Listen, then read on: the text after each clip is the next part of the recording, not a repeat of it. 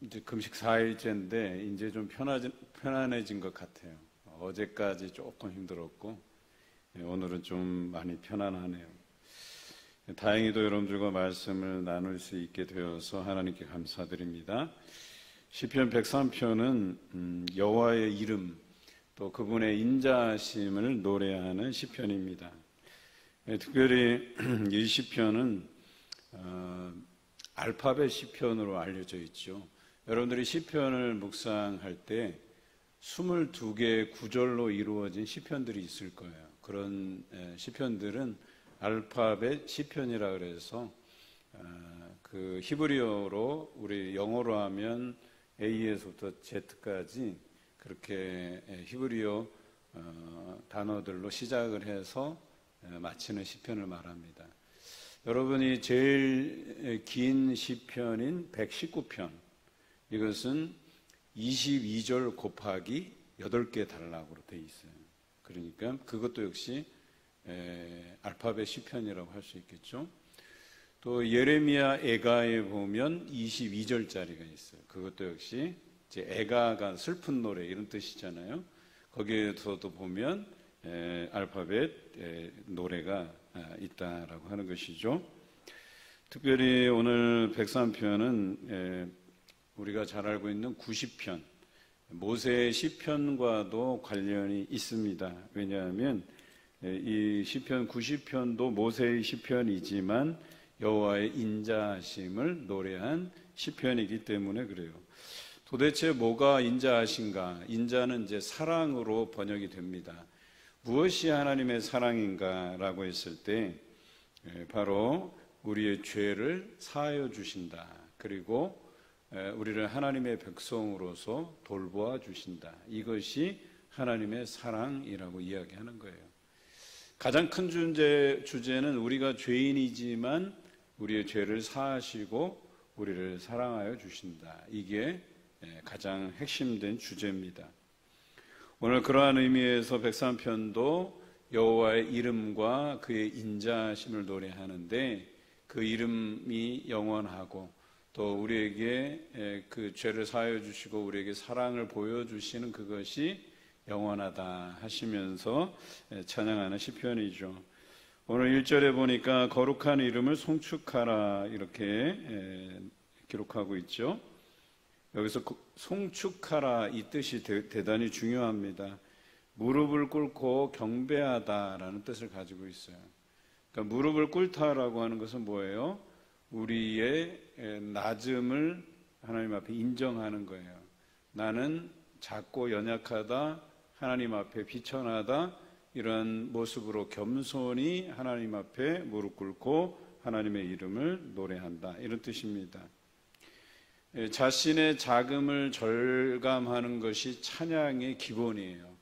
그러니까 우리가 하나님 앞에 찬양을 올려드릴 때에는 나는 작고 연약하고 천하고 나를 낮추어서 하나님의 이름을 높여드리는 이 극적인 효과를 바라는 것이 찬양이에요. 그래서 찬양은 내가 내가 노래를 잘한다 해서 뽐내기 위해서 노래하는 게 아니라 나를 낮추는 작업이에요. 나는 작고 연약하고 그래서 우리 하나님이 날마다 높으심을 인하여서 찬양하고 그 찬양함에 힘입어서 하나님께서 나를 도우실 것에 대해서 기도하는 심정으로 아뢰는 것이 찬양이다라고 하는 것이죠. 오늘 2절에 보니까 그의 모든 은택을 잊지 말라 해서 은택이라는 단어가 오늘 본문의 인자와 같은 단어예요. 그러니까 하나님의 그 크신 사랑을 잊지 말지어다. 그러니까 하나님의 이름을 높여드리고 그의 행하심, 즉 그의 인자하심을 우리가 잊지 말 것에 대해서 노래하고 있다라고 하는 것이죠.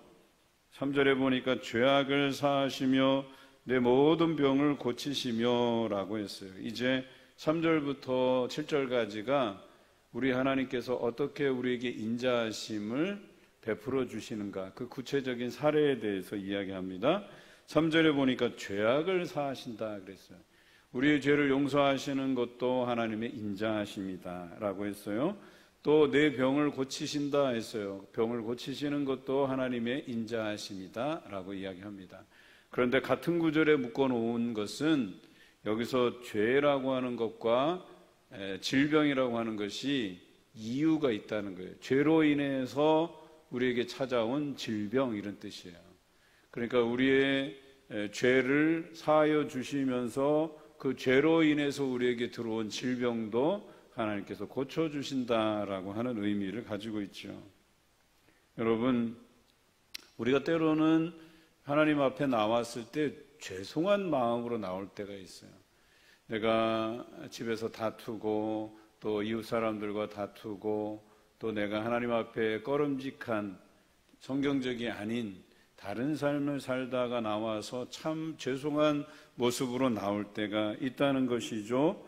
그런데 하나님의 뜻은 어디에 있냐면 그런 여러분의 죄를 처벌하기 위함이기보다는 그 죄송한 마음, 두려워하는 마음으로 나온 여러분의 마음을 이해하시고 여러분의 연약함을 이해하시고 하나님께서 위로하신다, 이런 뜻이에요.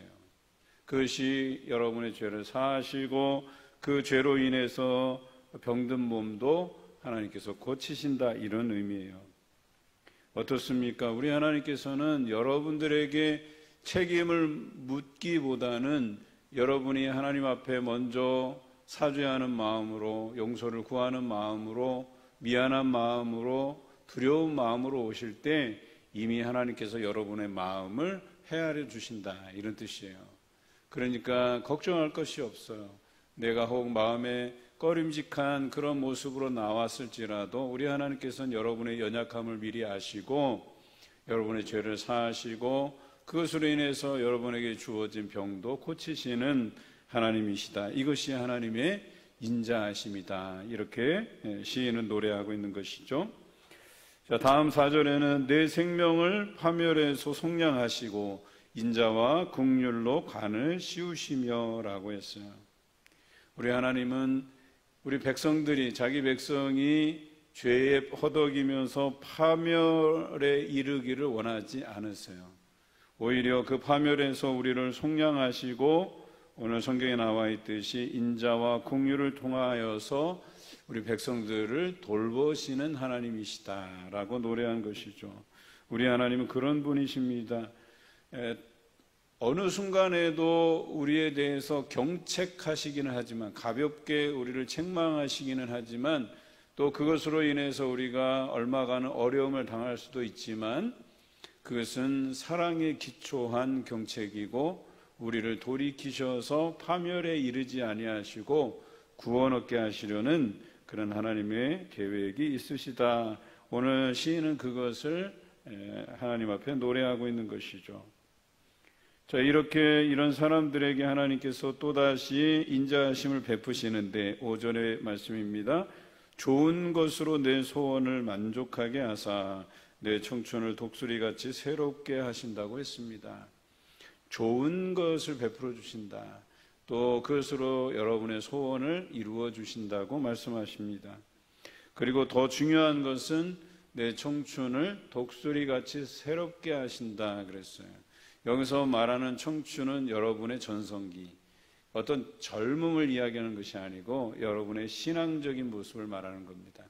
여러분들이 내가 정말 제일 하나님을 열정적으로 섬겼을 그때, 헌신적으로 일했을 그때를 기억나게 하시고 그때로 돌아가게 하시는, 새롭게 하시는 그런 하나님을 노래하고 있죠. 오늘 여기 새롭게 하신다는 히브리어 하다시라는 단어인데요, 이 하다시는 세 가지 뜻이 있어요. 첫째는 새롭게 하다. 그러니까 이전으로 돌아갈 수 없을 만큼 완전히 망가진 모습일 때 우리를 새롭게 변화시킨다는 거예요. 다시 세워주신다는 거예요. 그리고 두 번째 뜻은 회복하다예요. 우리가 열심히 있는 신앙이 있지만 과거 전성기보다는 좀 못할 때, 내가 그 과거에 헌신적이었던 그때를 다시 기억나게 하셔서 그때를 회복하게 하심이라는 거죠. 그래서 앞에 부분은 완전히 망가졌을 때 새롭게 하시는 방식으로 우리를 세워주시는 거고, 하나는 시들어버린 그 신앙을 하나님께서 다시 회복시키시는 뜻을 이야기합니다. 마지막 세 번째 뜻은 재확인하다 이런 뜻이에요. 열심 있는 신앙들, 내가 여전히 하나님 앞에 헌신적으로 열심 있는 신앙을 가질 때 하나님께서 그것을 재확인시켜 주신다는 거예요. 더 열심히 있게 하고 더 헌신적으로 일할 수 있게 만들어 주신다 이런 뜻입니다.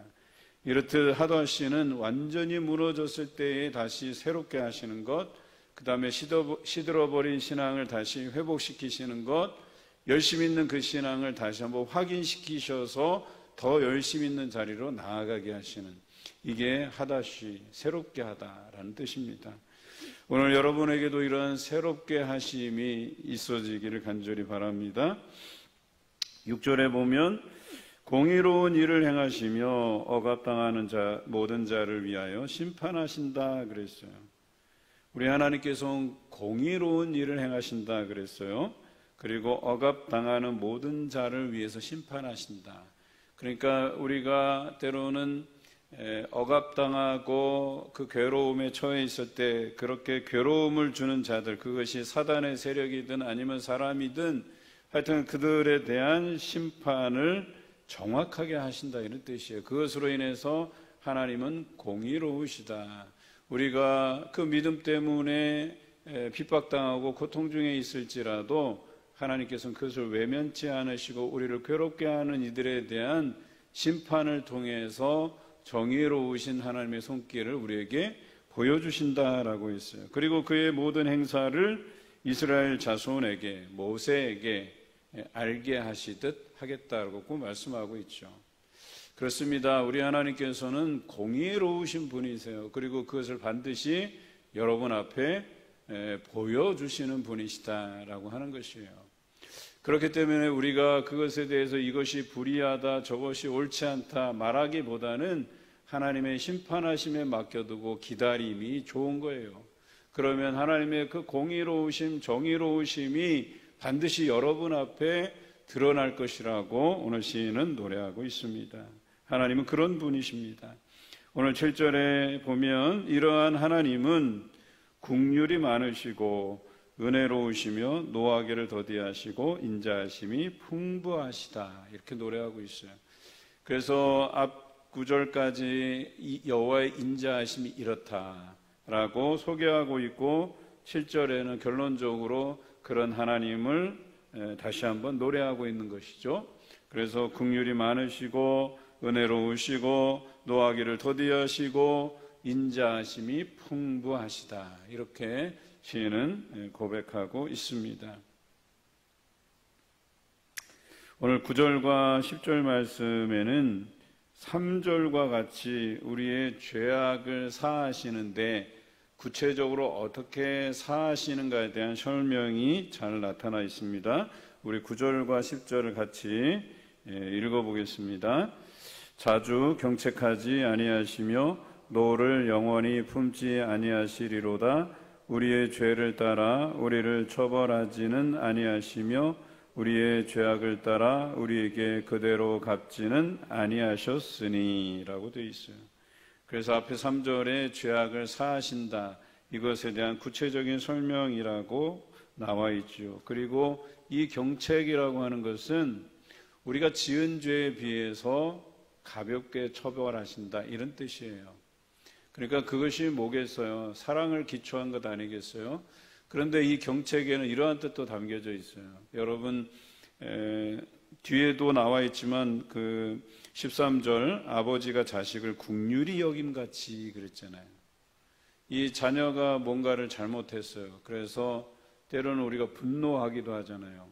요거 들어오기만 해봐라. 내가 요걸 어떻게 단단히 혼을 내주겠다 막 이렇게 벼르고 벼르신 적 있잖아요. 저는 말 안 듣다가 정말 벼르고 벼르셔서 회초리를 많이 맞아본 적이 있어요. 그런데 저도 부모가 되어 보니까 요거 들어오기만 해봐라. 내가 이번엔 단단하게 내가 혼내줄 테다. 이런 마음을 가질 때가 있거든요. 그런데 웬걸 이 자녀가 들어올 때 벌써 그 표정에서 내가 잘못했다라는 그 표정을 짓고 들어올 때가 있어요.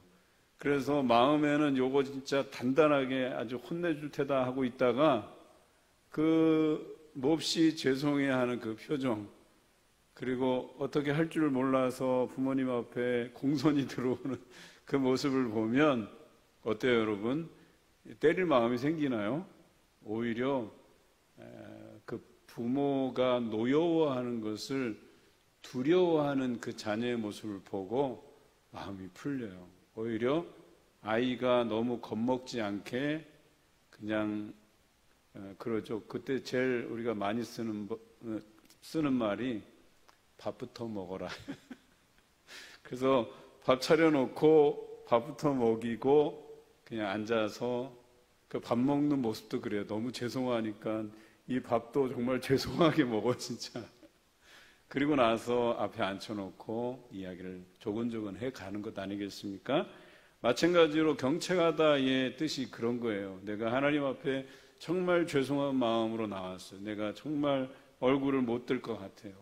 그럼에도 불구하고 그 하나님께 죄송한 마음, 하나님을 두려워하는 마음을 하나님께서 아신다 이거예요. 그래서 오히려 그 화를 누그러뜨리셔서 우리를 가볍게 경책하신다라고 이야기하는 것이죠. 그것도 자주 하신다고 돼 있지 않아요. 자주 경책하지 아니하신다 이렇게 돼 있어요. 그리고 하나님께서 우리에게 품으신 노를 영원히 품지 아니하신다. 다 내려놓으신다 하시는 것이죠. 우리도 그렇게 자녀가 죄송한 마음으로 올 때 어때요? 그 분노의 마음들을 누그러뜨리고 조근조근하게 이렇게 설명하지 않습니까? 마찬가지로 우리 하나님께서도 우리가 죄송한 마음으로 나올 때에 우리를 경책하시고 또 그 죄에 대해서 경계를 시키고 또 우리를 죄에 대한 보복으로 완전히 멸하시지 않는다 이런 뜻이에요. 그러니까 이것이 하나님의 인자하심이다 라고 이야기하는 것이죠. 오늘 이것이 우리에게 은혜가 되고 위로가 된다라고 하는 것입니다. 11절에는 그런 하나님의 인자하심이 매우 크다라고 노래하고 있죠. 여러분, 자녀들에게 그 인자를 베풀면요, 좀 썩내고 싶은 것도 누그러뜨려서 좀 이렇게 설명하고 다그치지 않고 이렇게 타이르면 그것이 자녀에게 깊은 인상으로 남게 돼요. 제가 생일이었는데 우리 희진이가 편지를 썼어요. 저에게 유일하게 편지를 쓰는 딸인데 그 편지를 제가 읽다가 감동이 된 게 내가 헛살지 않았구나. 이 아이가 아빠에 대한 이야기를 어떻게 써가는지를 쭉 제가 읽다 보니까 내가 잘했구나. 딸에게 참 잘했구나. 물론 따끔하게 혼낸 적도 제 기억으로는 이 완주 와서 한 번 정도 있었던 것 같아요. 그러고 나서는 대부분은 차분하게 타이르고 설득하고 설명하고 그랬던 것 같아요. 그러니까 아이가 거기다가 뭐라고 썼냐면 뭐 이래저래 고집부리고 뭐 그 말씀 잘 안 들어서 죄송합니다. 죄송합니다부터 시작해요. 그리고 나서 뒤에 가면 그런 아빠가 있어서 참 자기는 고맙고 감사하다 뭐 이런 뉘앙스로 글을 썼어요. 여러분 그런 거거든요. 우리도 그런 하나님을 높이 올려 찬양할 필요가 있다는 거예요. 오늘 시인은 하나님께서는 우리에게 경책하시되 자주 아니하시고 우리를 완전히 진멸하시지 아니하신다는 이것으로 인해서 11절에 그의 인자하심이 매우 크다 하고 찬양하고 있잖아요. 여러분이 하나님께로부터 용서하심을 받고 그 인자하심을 경험할 때 우리가 해야 될 것이 바로 그거예요. 하나님의 이름을 높여드리는 것, 하나님께 영광 드리는 것, 바로 이것이 시인의 자세라는 거예요. 우리가 여기까지 가야 돼요. 하나님의 인자하심을 우리가 경험하고도 그분의 인자하심을 노래하지 않는다는 것은 이건 배은망덕한 거죠. 그렇지 않습니까? 오늘 그 긍휼하심과 인자하심을 보이시는 이유가 오늘 12절에 잘 나타나 있습니다. 우리 12절 함께 읽겠습니다. 동이 서에서 먼 것 같이 우리의 죄과를 우리에게서 멀리 옮기셨으며, 그래요. 우리에게 인자하심을 베푸시는 이유가 우리가 죄로부터 멀어지게 하시기 위함이다라고 하는 거예요. 우리 하나님께서는 우리의 죄에 대해서 처벌하는 것에 목적이 있지 아니하고 우리에게 때로는 경책하시기도 하지만, 그렇게 하시는 이유가 우리를 죄에서 멀리 떨어지게 만들기 위함이다라고 하는 사실이죠. 오늘 이것을 우리가 알아야 돼요. 하나님의 의도가 어떤 것인지. 우리를 때로는 진노 가운데 있게 하셔서 우리의 삶이 힘들어질 때가 있어요. 병이 들 때도 있고. 그런데 우리가 기억해야 될 것은 그것으로 인해서 내가 그 죄로부터 멀어지게 하시려는 하나님의 의도를 정확히 간파해야 돼요. 그래서 하나님 앞에 용서를 구하면 우리 하나님께서는 용서해 주실 뿐만 아니라 병든 몸도 치료하신다라고 하는 것을 잊지 마시길 바랍니다. 이는 마치 12절에 아버지가 자식을 긍휼히 여김같이 여호와께서 자기를 경외하는 자를 긍휼히 여기심과 같고라고 되어 있어요. 경외함이라고 되어 있어요. 다시 말해서 두려워하는 마음과 존경하는 마음, 이 두 가지가 우리가 죄 가운데 있더라도 하나님 앞에 나올 때는 하나님 두려워함과 하나님 존경함에 대한 이 마음을 품고 와야 된다라고 하는 거예요. 그러면 그 마음을 아시고 우리 하나님께서 우리를 사하시고 하나님의 백성으로서 돌보시고 사랑해 주신다라고 하는 것이겠죠. 13절에 우리의 체질을 아시며 우리가 단지 먼지뿐임을 기억하심 때문이라고 오늘 시인은 노래하고 있어요. 이미 아셔요. 여러분들이 연약하고 우리의 믿음 없음을 이미 하나님께서는 아신단 말이에요. 그 연약함 때문에 우리가 죄로 인해서 자주 넘어지고 하나님의 뜻대로 행하지 못할 때가 있음을 우리 하나님께서는 미리 아신다라고 하는 거예요. 우리의 연약함을 아신다는 거예요. 그렇기 때문에 우리가 하나님 앞에 나와서 그 연약함을 고백할 때 그 고백에는 우리가 먼지뿐임을 인정하는 마음으로 나같이 이 비천한 자를 하나님께서 돌보신다는 그 마음 가지고 나올 때에 하나님께서 우리의 연약함을 아시고 우리를 사하시고 돌봐주신다라고 하는 것이겠죠.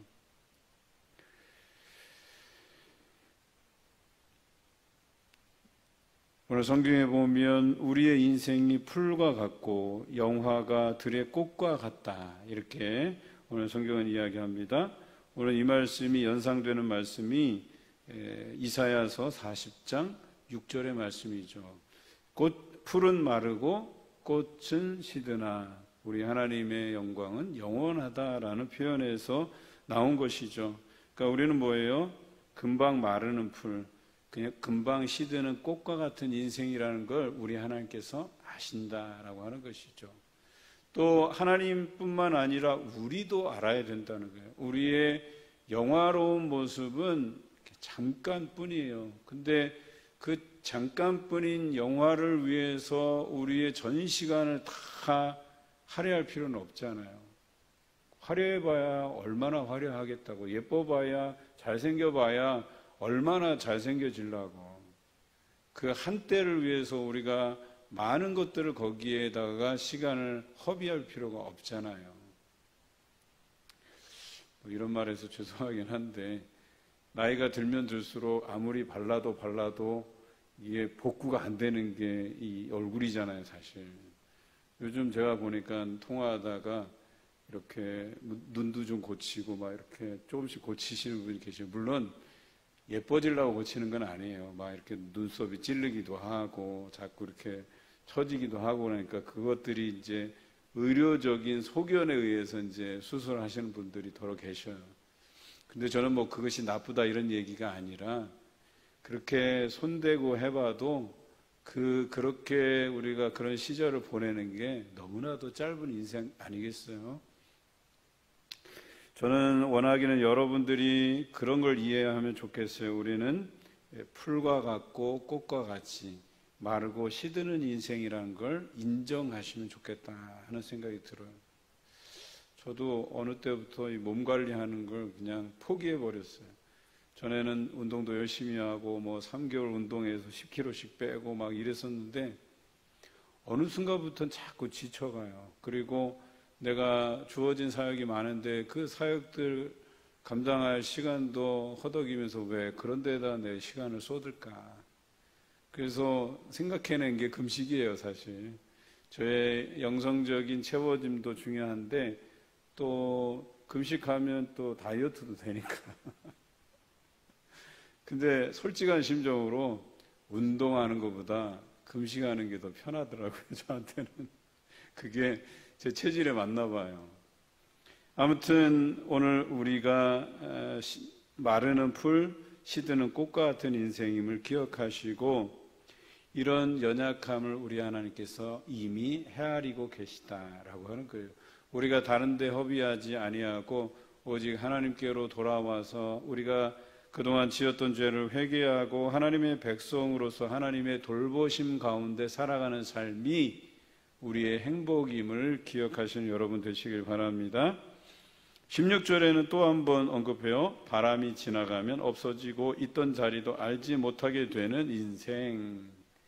그러니까 우리 인생은 바람이 훅 불어서 우리가 있었던 그 삶의 자취조차도 없어지는 인생이라고 얘기하는 거예요.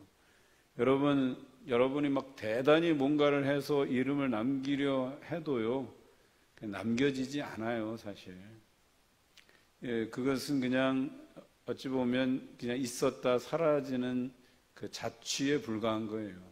그런 인생을 살면서 우리가 우리 하나님의 인자하심에 의존하지 않고 내 자신 정말 이 땅에서 뭔가 이름을 내려하고 힘껏 살아와 봐야 하나님 앞에 바벨탑을 쌓을 뿐이다라고 하는 거예요. 그냥 그 바벨탑 하나님께서 흩으시면 그만인 거예요, 그냥. 그런데 그것을 끝까지 쌓아보자고 그렇게 노력해봐야 인생은 덧없는 거라고 전도자는 이야기하잖아요. 다 헛되고 다 헛되다 얘기하잖아요. 여러분 솔로몬만큼 쌓아보셨어요? 높은 위치에 올라가 보셨어요? 그러지 않잖아요. 솔로몬은 다 해본 사람이에요. 그런데 다 헛되다고 고백하고 있잖아요. 우리 인생이 그런 거예요. 오늘 이 시인의 고백이 우리의 인생은 헛되다 이거예요. 그러나 하나님의 그 인자하심에 있으면 헛되지 않은 인생이 될 수 있다는 거예요. 값어치 있는 인생. 그리고 우리가 죽어서도 하나님 곁에서 살아가는 그 영생을 얻을 수 있는 값진 인생이 될 수 있다고 이야기하는 것이죠. 우리의 인생은 그렇지만 우리 하나님의 인자하심은 오늘 영원부터 영원까지 이른다라고 노래하고 있어요. 우리는 흔적 없이 사라지지만 하나님의 인자하심은 이 땅에서 오래도록 영원토록 존재하신다라고 하는 것이죠. 그래서 오늘 성경에 보니까 내 자손의 자손까지라고 되어 있어요.